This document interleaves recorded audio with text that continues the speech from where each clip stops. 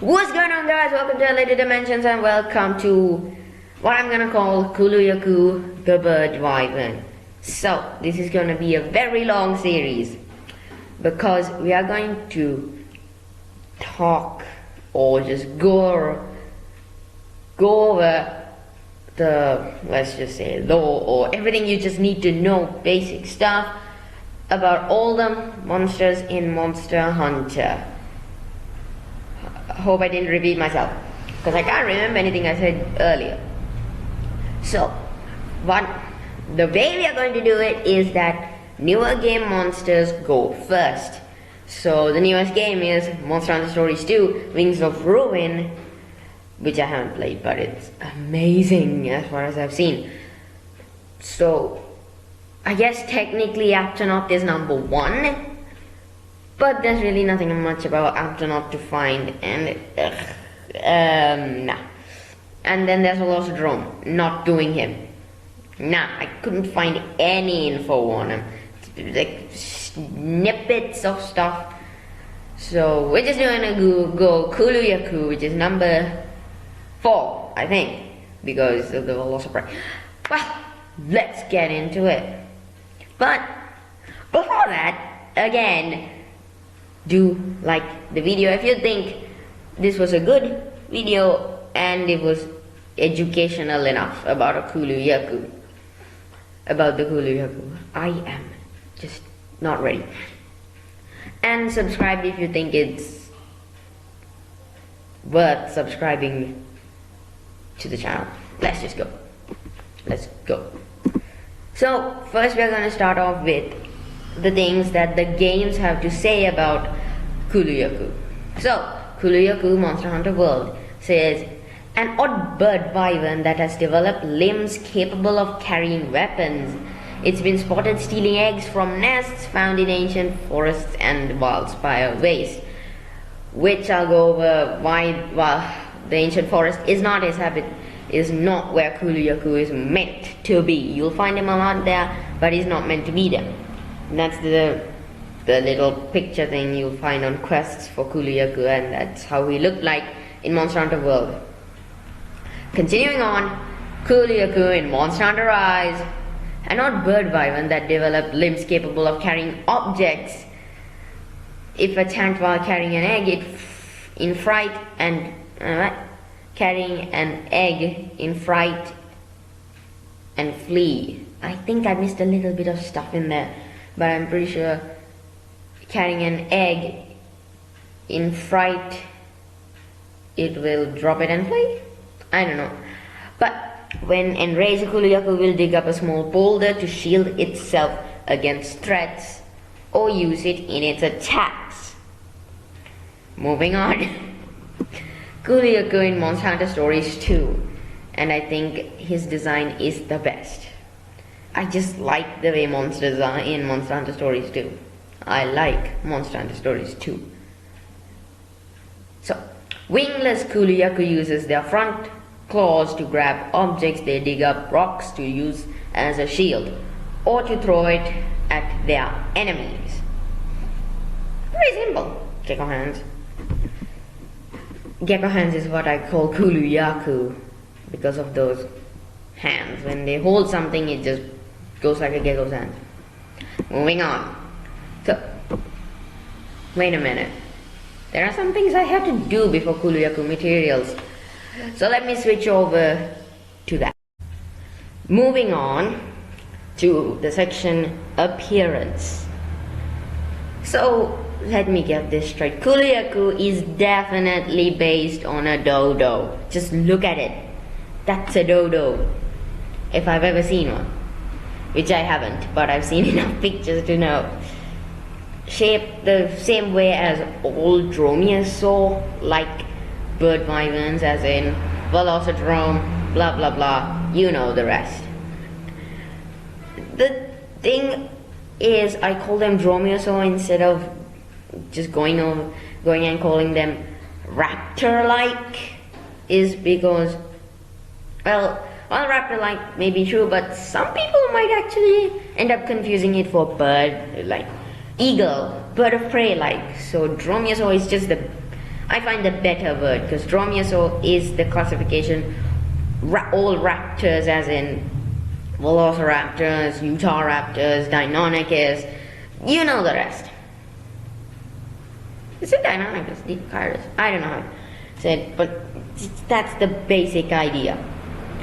It has white scales and that in like brown dusty look, and the reasoning is it's not meant to be in a forest. But I guess natural habitat, I'll go with that in habitat. I'll leave it for habitat. It's better over in that section. And their vibrant orange yellow feathers are, let's say, cute. Yeah, it does make them really cute looking. I find Kulu Ya Ku very cute. I do find them very cute. On the top of their hands. And in their latest appearance in Monster Hunter Stories 2, Wings of Ruin is where I think... Yeah, because I haven't seen the spiked tongue anywhere else. In Stories 2 they have a spiked tongue. It is very clear in that opening cutscene. I think I'll be showing it. Whatever it is, I will talk about how I have a theory on why they have spiked tongues, and it has a lot to do with how they eat. And again, those gecko-like hands, you can hopefully see. I spotted them, but just go back, you'll see it. And that's why I call them gecko hands. Sometimes. Actually, I came up with it just before I made the video. So I don't really call them. So, moving on to the next category, behavior. They are omnivores, and of course, Kulu Ya Ku. Alright, they are omnivores, and they love to dig up rocks, pots, ores, and flintstones. Not the cartoon character Flintstone. And now, over to the tongue spikes. I'm sorry, I'm reading this thing, so it might take a while for me to get to the next stuff. Tongue spikes, and their love for eating eggs. Rathian eggs, in particular. But, back to the tongues. So, I truly think that when a Kulu Ya Ku feeds on an egg, they'll grab the egg, lock it onto their weirdly shaped beaks, and that tongue teeth, shall we call it, will just jab the egg's shell, cracking it, allowing for all the egg yolk and the egg whites and the contents of the egg to literally seep out of the mouth, seep out of the egg into his beak, which it swallows, is what I think the Kulu Ya Ku does. And that is my theory, a monster theory. So, we are moving on to... Now we come back to Kulu Ya Ku materials in low rank. Now, just right off the bat, I have gotten all of these things from Google. I have never played a single Monster Hunter game, but I love Monster Hunter. I love the monsters. That's pretty much the only part that really drags me into it, because gameplay, I haven't played to know the gameplay. So, first off, Kulu Ya Ku scales, Kulu Ya Ku hide, Kulu Ya Ku plume, Kulu Ya Ku beak, and monster bone S with a side of wyvern tears. And then to high rank we go for Kulu Ya Ku scale plus, Kulu Ya Ku hide plus, Kulu Ya Ku plume plus, Kulu Ya Ku beak plus, monster bone plus. That's a lot of pluses. Is there no equal? Because I want to know the... Okay, forget it. Just forget it. Wyvern tears, bird wyvern gem, large wyvern tears. Is Kulu Ya Ku a large? Yeah, Kulu Ya Ku is a large monster. So moving on. Kulu Ya Ku armor. I do know that in Monster Hunter World Iceborne they changed the armor a little bit. I should have taken the Monster Hunter Stories 2 armors, because these things are not clear. Sorry. Not much I can do about that now, since I started recording and I'm not interested in starting over again. So I'll get into the dual blades. Personally, I want my main weapon to be dual blades. If not sword and shield, if not switchblade. I don't know much about switchblade though. So, rending beaks is the first one. I'm sorry about the way I said it. Shut. Sorry, my cat.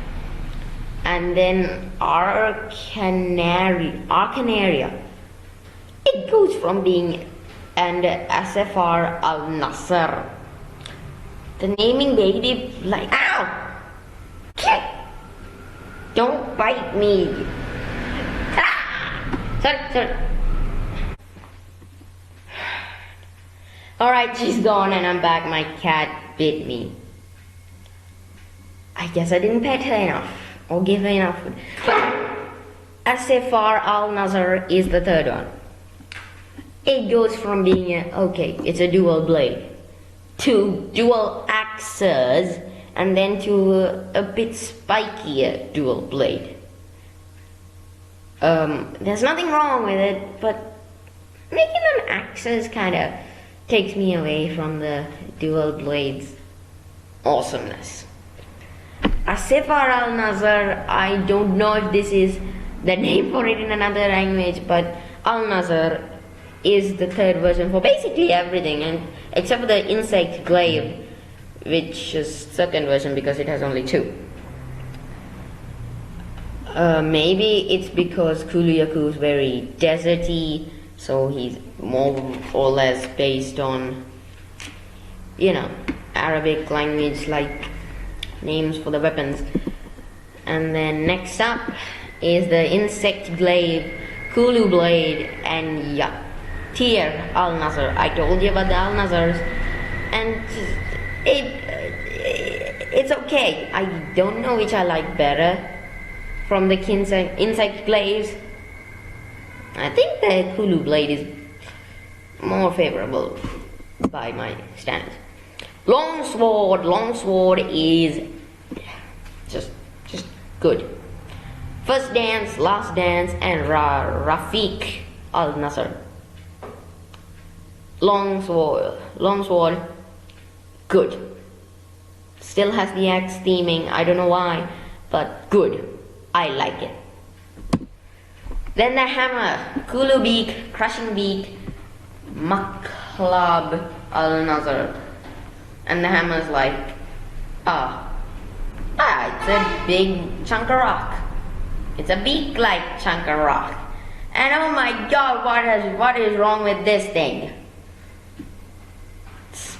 It looks like a mutant Indoraptor.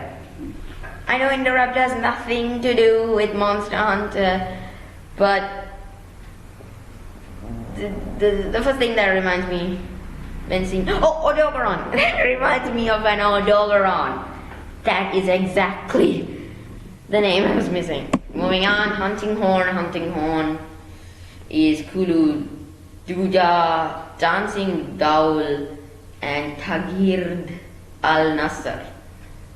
Why does the al-Nasr hunting horn look like a clock? Is it just me? Oh, it's one of those turn players. I get it. Dancing Dowl is a drum, and that's a bagpipe. Okay. So, over to habitat, part of the ordeal. The habitat was supposed to go after behavior, but my head's all over the place. I don't know how to properly do the thing. Moving on to Kulu Ya Ku habitats. This is a questionable habitat for the Kulu Ya Ku. Exactly why is what I'm about to talk about. Kulu Ya Ku's supposed to be their habitats is the wild spillways, the image rise desert. Is his name? I don't remember. I don't really much the less care either. Sorry. Much the less care. I do not. To be completely honest, I much less do not care. And Hakolo Island. Hakolo Island is the least fitting place for Kulu Ya Ku out of all the places it's been in. Other than the ancient forest, there is a reason why they're there.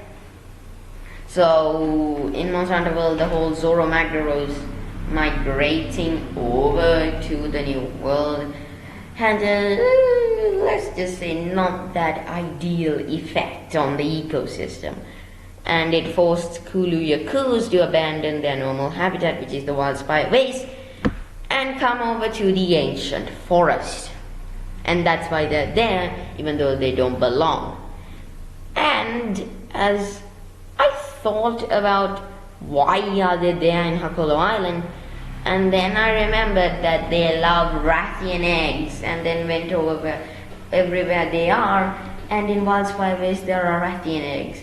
In the Rise Desert there are Rathians, because I remember seeing someone fight an apex Rathian in the desert area. So Rathians are there, and in Hakolo Island there has to be Rathians, even though we don't see them. Because here's the logic behind that. Rathalos live on Hakolo Island, and Guardian Ratha had a Rathalos egg. And Rathaloses can't lay eggs because all Rathaloses are male. Rathians are female. All Rathians are female, all Rathalos are male. They're the same species given different names. So the thing is that if there's a Rathalos egg on the island, there are Rathaloses on the island, wouldn't that mean there should be Rathians on the island? We just don't see them, I guess. So with that concludes this episode. I got a lot of editing ahead of me. So it's Analatia leaving you from the dimension of Monster Hunter.